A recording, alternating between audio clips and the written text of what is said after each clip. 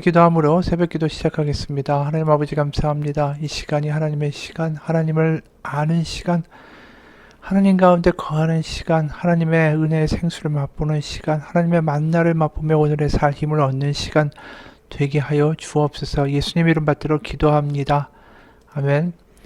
오늘은 민수기 31장 1절에서 24절, 민수기 31장 1절에서 24절까지의 말씀입니다. 여호와께서 모세에게 말씀하여 이르시되 이스라엘 자손의 원수를 미디안에게 갚으라. 그 후에 내가 내 조상에게로 돌아가리라.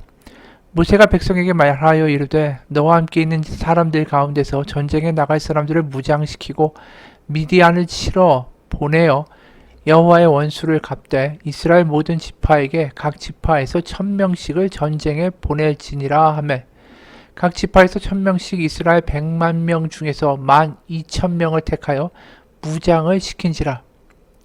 모세가 각 지파에 1000명씩 싸움에 보내되 제사장 엘르아살의 아들 비느하스에게 성소의 기구와 신호나팔을 들려서 그들과 함께 전쟁에 보내매 그들이 여호와께서 모세에게 명령하신 대로 미디안을 쳐서 남자를 다 죽였고 그 죽인 자 외에 미디안의 5 왕을 죽였으니 미디안의 왕들은 에위와 레겐과 수루와 훈루와 레바이며 또 부올의 아들 발람을 칼로 죽였더라.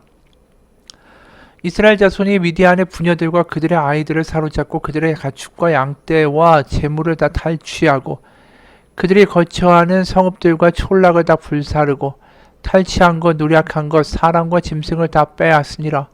그들이 사로잡은 자와 노략한 것과 탈취한 것을 가지고 여리고 맞은편 요단강가 모압 평지의 진영에 이르러 모세와 제사장 엘르아살과 이스라엘의 자손의 회중에게로 나아오니라. 모세와 제사장 엘르아살과 회중의 지도자들이 다 진영 밖에 나가서 영접하다가 모세가 군대의 지휘관 곧 싸움에서 돌아온 천부장들과 백부장들에게 노하하니라. 모세가 그들에게 이르되 너희가 여자들을 다 살려두었느냐. 보라, 이들이 발람의 꾀를 따라 이스라엘 자손을 부올의 사건에서 여호와 앞에 범죄하게 하여 여호와의 회중 가운데 연병이 일어나게 하였느니라. 그러므로 아이들 중에서 남자는 다 죽이고 남자와 동침하여 사내를 아는 여자도 다 죽이고 남자와 동침하지 아니하여 사내를 알지 못하는 여자들은 다 너희를 위하여 살려둘 것이니라. 너희는 이래 동안 진영 밖에 주둔하라. 누구든지 살인자나 죽임을 당한 시체를 만진 자는 셋째 날과 일곱째 날에 몸을 깨끗하게 하고 너희의 포로도 깨끗하게 할 것이며 모든 의복과 가죽으로 만든 모든 것과 염소 털로 만든 모든 것과 나무로 만든 모든 것을 다 깨끗하게 할지니라. 제사장 엘르아살이 싸움에 나갔던 군인에게 이르되 이는 여호와께서 모세에게 명령하신 율법이니라.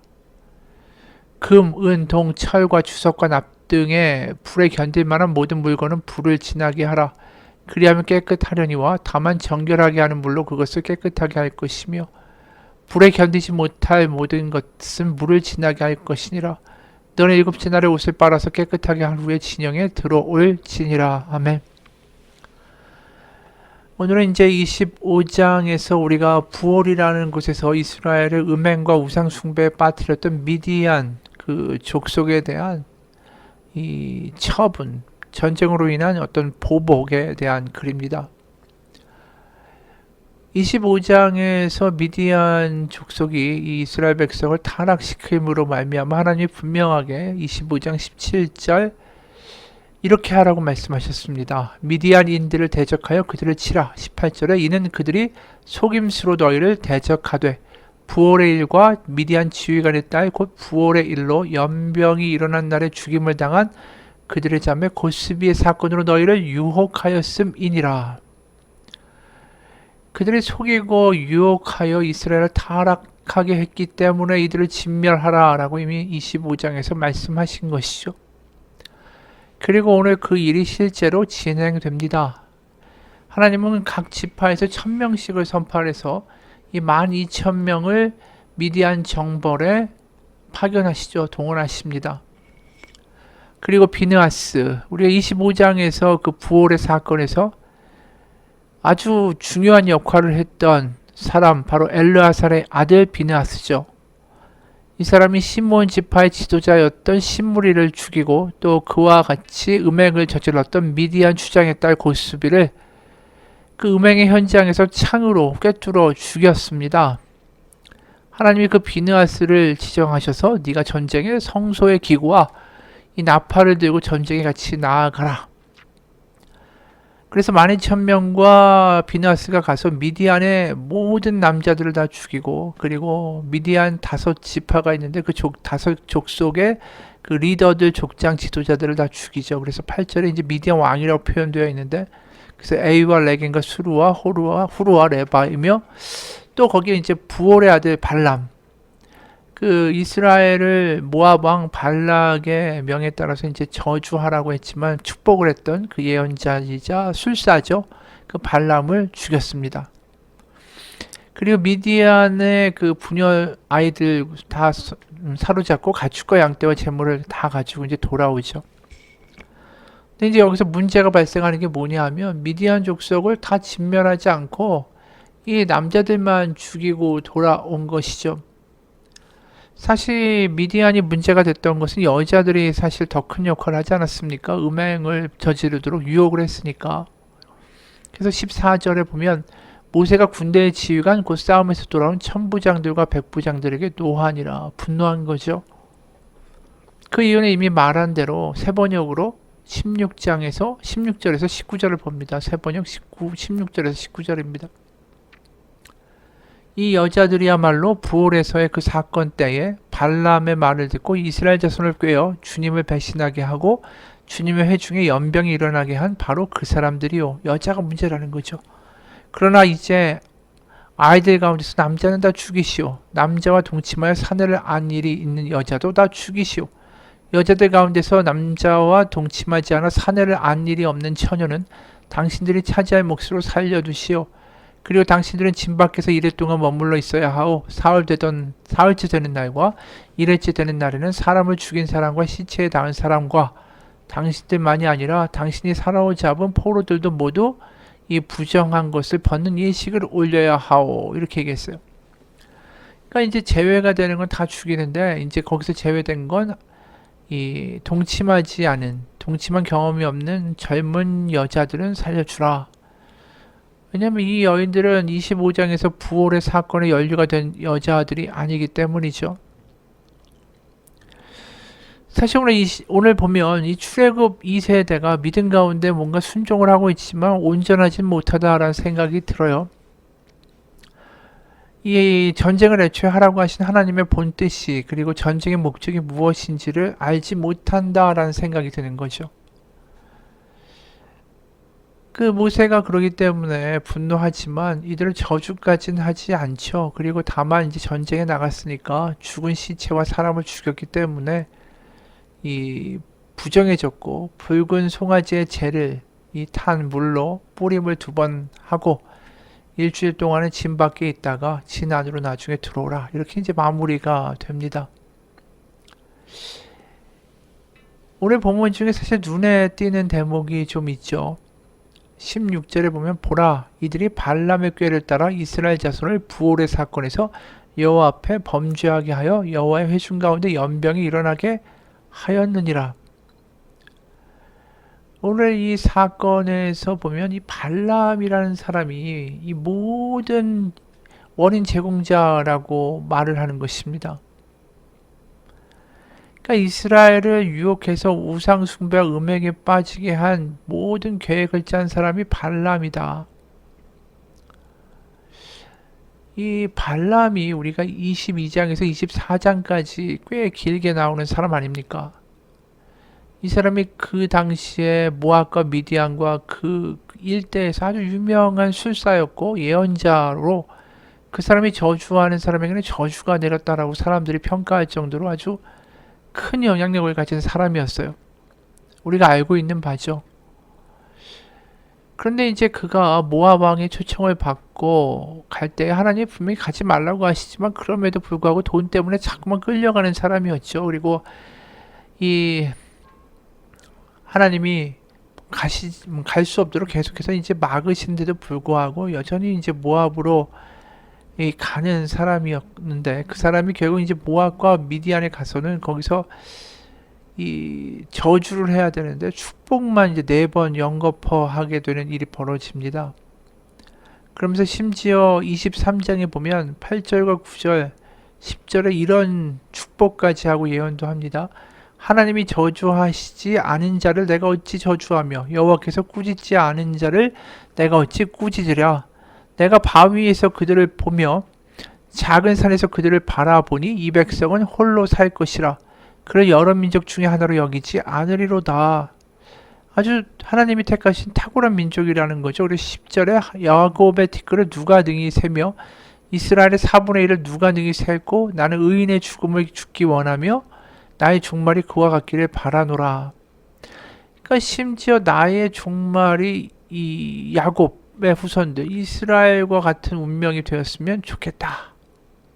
그러니까 한마디로 이 하나님의 그 사랑을 받는 거죠. 편애를 받는 이 민족에 대한 그 어떻게 보면 부러움까지도 내비칠 정도의 사람이었다라는 것이죠. 그러면서 자기가 돈에 끌려서 어떻게 보면 질질 하나님 가지 말라고 하는 길을 갔지만 결국 하나님이 계속해서 강권해서 축복하게 하시고 내가 저 민족을 사랑한다라는 것을 분명하게 알게 하시는 그 상황을 이제 예언하면서 이 사람은 알게 됐죠. 그러면 분명히 하나님의 뜻이 그거라는 걸 아는 거 아닙니까? 그런데 왜 이 사람이 굳이 그 이후에 이스라엘을 미디안 여인들을 통해서 유혹해가지고 우상숭배 음행에 빠뜨리려고 했을까? 왜 그랬을까? 분명히 하나님이 이 백성을 엄청 아끼신다. 그거 알고 있었습니다. 그런데 왜 그랬을까요? 한마디로 이 발람이라는 사람이 보면 이런 것 같아요. 저런 말도 안 되는 한심한 이스라엘 백성이라는 거죠. 그들의 정체는. 근데 그들을 일방적으로 옹호해 주시고 사랑해 주신 하나님을 이 발람이 이해하지 못하는 거죠. 그래서 이스라엘을 망가뜨리려고 하는 거예요. 뭘 하나님한테 보여주려고 하는 것입니까? 보십시오, 하나님. 저런 자들 너무나 쉽게 하나님을 당신을 배신하는 이런 얄팍한 작자들, 이런 작자들을 위해서 하나님 왜 이렇게 수고하고 애를 쓰십니까? 그럴 가치가 있는 작자들입니까? 이걸 하나님 앞에서 좀 입증해 보이고 항변하고 싶었다라는 생각이 들어요. 이 발람이 볼 땐 너무 부럽고 어떻게 보면 하나님이 하시는 일 자체에 대하여 이 항변하고 싶은 마음이 들었다라는 것이죠. 이 발람이 하는 짓이 결국 사탄이 하는 짓 아닙니까? 사탄은 계속해서 하나님 앞에서 항변하죠. 저런 피조물, 저런 자기네 이익만 하는 이기적이고 얄팍하고 편협하고 의리와 충성심도 없는 존재를 하나님 뭐 그렇게 쩔쩔매면서 사랑할 필요가 있습니까? 그렇게 하나님 앞에 항변하는 게 사탄이죠. 이 발람의 마음하고 비슷해요. 우리 욥기를 보면 욥기 1장 7절부터 12절까지 보면 이런 이야기가 나와요. 여호와께서 사탄에게 이르시되 네가 어디서 왔느냐? 사탄이 여호와께 대답하되 이르되 땅을 두루 돌아다니며 여기저기 다녀왔나이다. 여호와께서 사탄에게 이르시되 네가 내 종 욥을 주의하여 보았느냐? 그와 같이 온전하고 정직하여 하나님을 경외하며 악에서 떠난 자는 세상에 없느니라. 사탄이 여호와께 대답하여 이르되 욥이 어찌 까닭없이 하나님을 경외하리이까? 주께서 그와 그의 집과 그의 모든 소유물을 울타리로 두르심 때문이 아니니까. 주께서 그의 손으로 하는 바를 복되게 하사 그의 소유물이 땅에 넘치게 하셨음이니이다. 하나님이 복을 주시고 물질적으로 축복하시니까 하나님을 섬기는 거 아닙니까? 그러면서 이렇게 얘기해요. 이제 주의 손을 펴서 그의 모든 소유물을 치소서. 그리하시면 틀림없이 주를 향하여 욕하지 않겠나이까? 여호와께서 사탄에게 이르시되 내가 그의 소유물을 다 내 손에 맡기노라. 다만 그의 몸에는 너의 손을 대지 말지니라. 사탄이 곧 여호와 앞에서 물러가니라. 사탄은 계속해서 인간은 얄팍하고 인간은 가치 없고 인간을 사랑하는 것은 헛된 일이고 이 말도 안 되는 일이라는 것을 계속 하나님 앞에 항변하는 것이죠. 사탄이 지금도 우리를 보면서 그럴지 모르겠어요. 발람이 하는 것처럼 우리를 자꾸만 흔들어 놓고 실족하게 하면서 하나님 보십시오. 이런 작자를 뭘 사랑합니까? 세상도 그렇게 우리한테 이야기할지 모르죠. 이렇게 얄팍하고 무능하고 이기적이고 겁 많고 두려움 많고 무능력한 자를 뭘 하나님 가치 있다고 사랑한다고 합니까? 지금도 교회에서 하나님은 당신을 사랑하십니다. 그렇게 이야기하는 것을 되게 우습게 보는 세상 사람들이 많아요. 왜요? 하나님의 사랑을 받을 만한 가치나 위치에 있지 못하다라고 생각하기 때문이죠. 하나님의 사랑에 대하여 하나님의 은혜에 대해서 갚을 수 있는 능력도 재산도 힘도 어떤 믿음도 다 부족한 사람들이니까 어떠한 근거도 찾을 수 없다라는 이야기죠. 그런데 그런 사탄의 비난에 대하여 하나님은 딱 한 가지만 보여주신다라는 겁니다. 그게 뭐냐면 저기에 있는 십자가를 보아라. 저게 내 대답이다. 하나님의 사랑, 십자가와 우리의 죄와 우리의 못남을 얹어 놓는다면 이건 너무나도 이 비교도 할 수 없는 거 아니에요? 하나님의 아들 십자가의 무게와 소중함과 그 사랑과 그 은혜. 결국 우리가 아무리 못나고 우리가 아무리 한심하고 우리가 얼마나 무가치하고 우리가 충성되지 못하고 우리의 믿음이 약하다 할지라도 그것을 덮고도 넘칠 만한 하나님의 십자가의 사랑이 있다라는 거예요. 사탄이 우리를 아무리 참수하고 세상이 뭐라고 할지라도 우리는 하나만 보면 됩니다. 십자가. 십자가에 모든 대답이 들어있어요. 봐라, 하나님이 나를 사랑하시고 포기하지 않으신다. 그것을 분명하게 믿고 살아가는 거, 그게 믿음입니다. 세상이 뭐라고 하든 우리를 자꾸만 조소하고 조롱한다 할지라도 하나님은 나를 포기하지 않으신다. 그 십자가를 우리가 기억하며 살아가기 원합니다. 이스라엘을 아무런 근거 없이 사랑하시는 하나님, 약하고 부족하고 민수기 보면서 얼마나 변덕이 많고 얼마나 하나님 실망시킵니까? 그런 백성을 사랑하기로 작정하셨고 사랑하셨고 가나안까지 이끌어 가신 하나님, 그분이 십자가의 하나님이고 그분이 바로 우리의 하나님입니다. 같이 기도하겠습니다. 하나님, 세상의 이야기들, 나의 연약함, 나의 죄만 보며 그것을 묵상하고 스스로 무너져 한심하다 하고 스스로 좌절하는 인생 되지 않게 하여 주옵소서.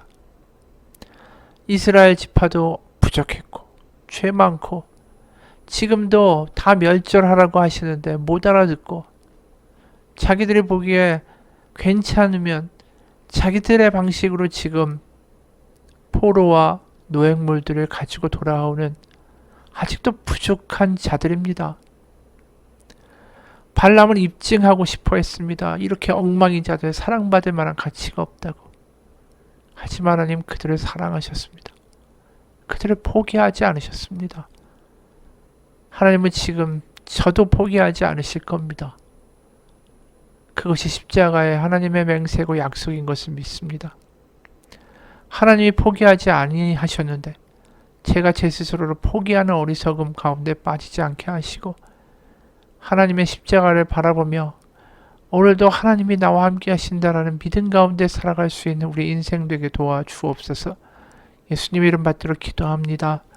하늘에 계신 우리 아버지, 아버지의 이름을 거룩하게 하시며 아버지의 나라가 오게 하시며 아버지의 뜻이 하늘에서와 같이 땅에서도 이루어지게 하소서.